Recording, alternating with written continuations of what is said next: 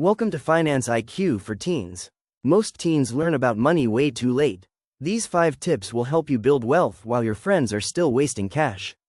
Tip number 1. Pay yourself first. Before you spend anything, save at least 10% of what you earn.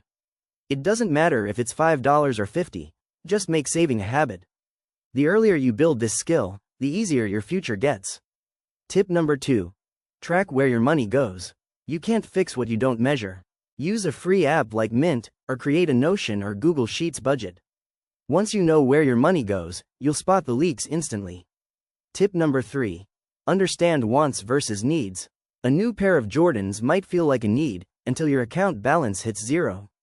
Train yourself to pause before buying and ask, do I really need this, or do I just want it right now?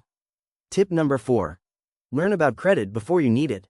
Good credit equals freedom. Ask your parents if they can add you as an authorized user on one of their credit cards. You don't even need to use it. Just being on the account can start building your credit early. Tip number 5. Invest in skills, not stuff.